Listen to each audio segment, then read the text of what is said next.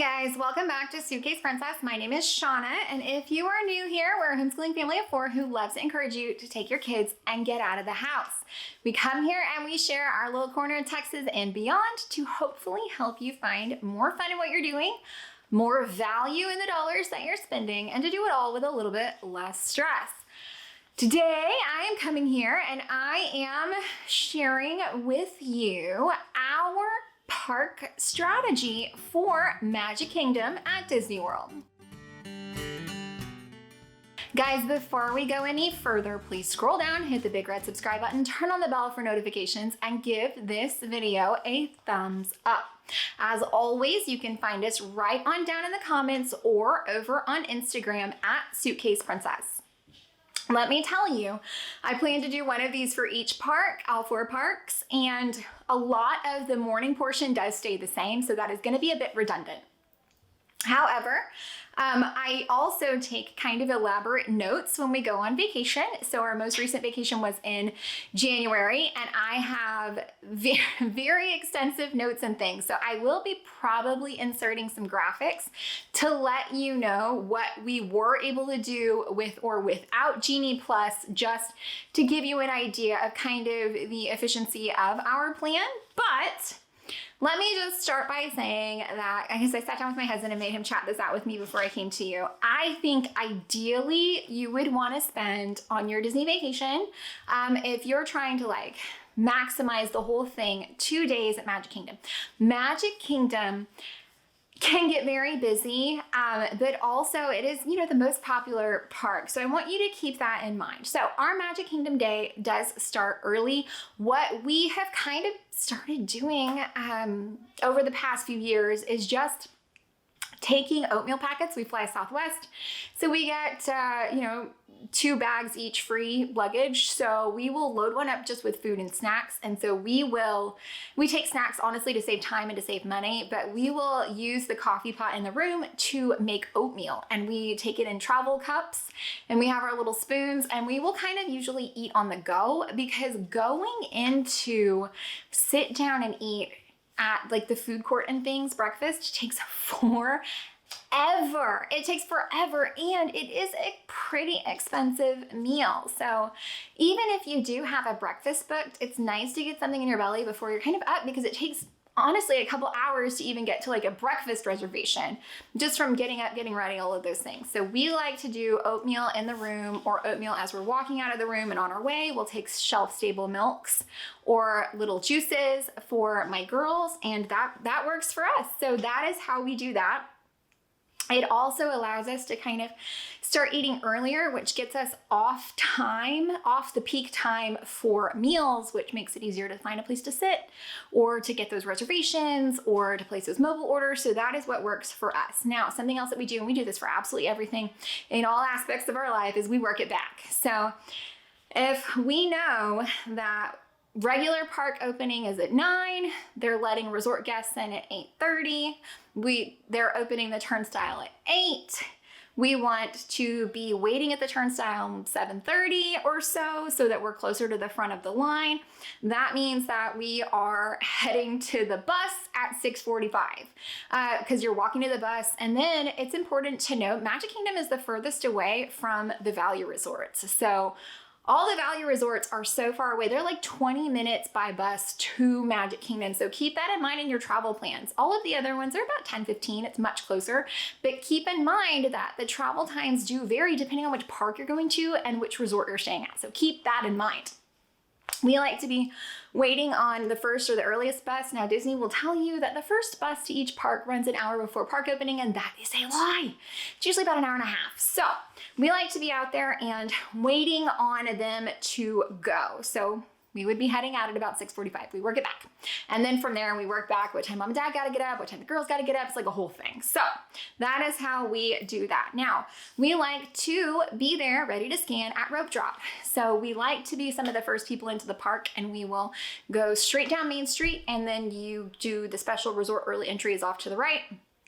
you head over there and you scan your band again, and you're waiting there kind of back by Cheshire, between Cheshire and Cosmic Rays, and you wait on that little thing, and they will either walk you back to Seven Dwarfs or walk you over to Fantasyland. Adventureland actually opens quite a bit later, so keep that in mind. You can also go straight over into Tomorrowland, just straight across that bridge, so keep those things in mind. Now, what you want to do, what we always do, is we prioritize the biggest first ride first. Now, if we are doing Genie Plus, we've been up at 7, we've booked our biggest ride first, which like on the day that Splash Mountain closed, that was a really big priority for us, which is the whole reason we bought Genie Plus for that day. I do not recommend purchasing the individual lightning lanes for the rides that are available in Magic Kingdom, with the exception of Tron. Okay, so Tron is a whole other thing. You are going to want to do the virtual queue or just pay for it, or do both so you can ride it twice, which we have done many times, things like that, because I mean, come on, it's awesome. But what I am saying is that Seven Dwarfs is not really worth it. It's like 90 seconds. It's great and it's fun and it's cute.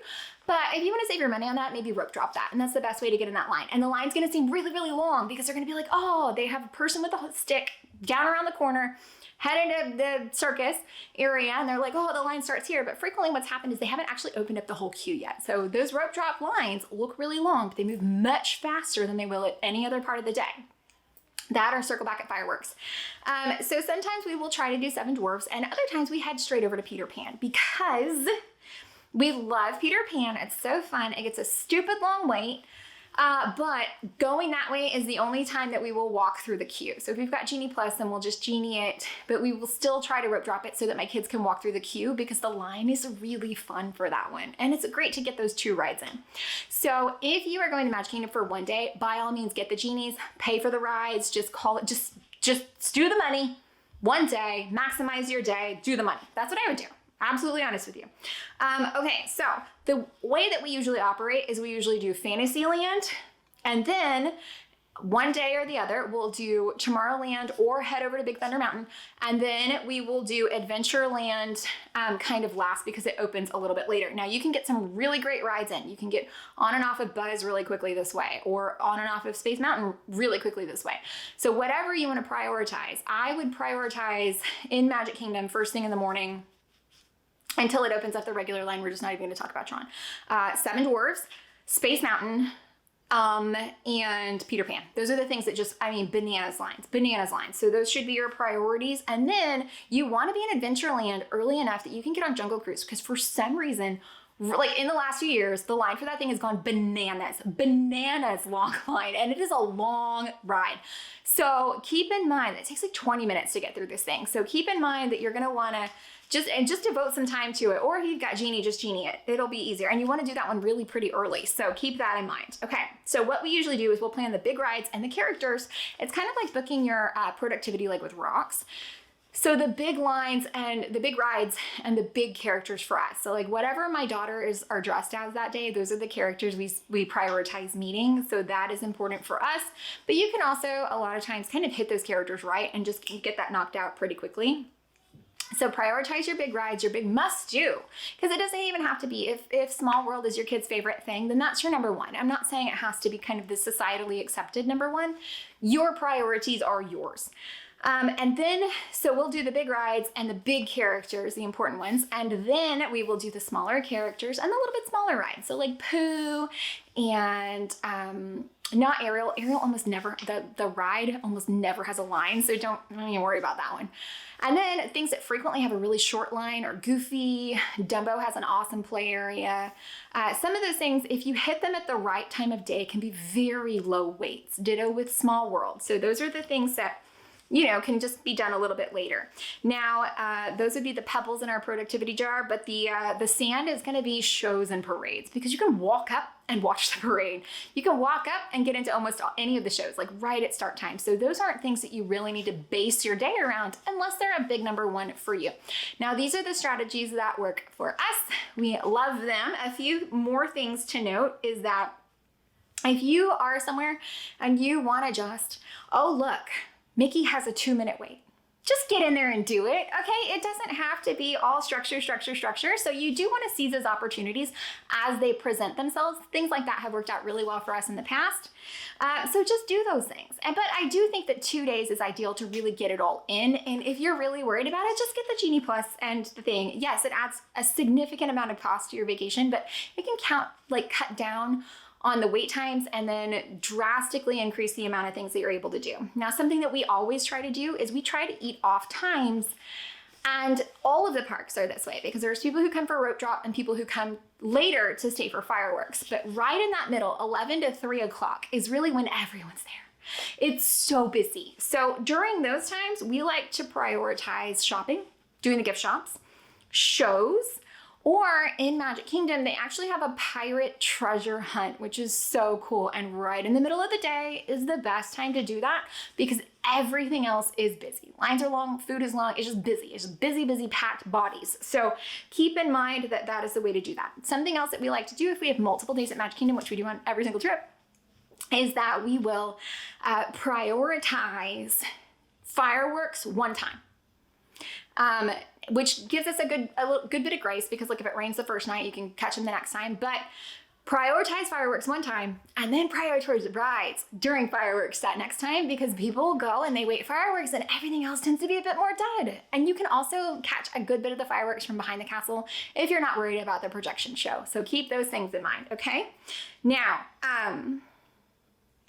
if you can do 2 full days at Magic Kingdom, you're gonna love it. Something that we like to do is we always end our trip at Magic Kingdom, so we get another partial day. That works really well for us. So I do hope that by now I've inserted some graphics that give you just an idea on how this strategy works out for us. These are the same strategies that we took in Maximize Disneyland, and a lot of this stuff is stuff I do, I rope drop the doctor. So these are things that have just served us well, and I think it's really important to share because these are the things that our family does, right? So we've got 2 kids and we've had nursing kids and babies in carriers and babies in strollers and double strollers. These are the things that work for us. Something else that we do is we pack an absolute ton of snacks. Because people are melting in lines, here's a snack. We like to place our mobile orders while we are waiting in line.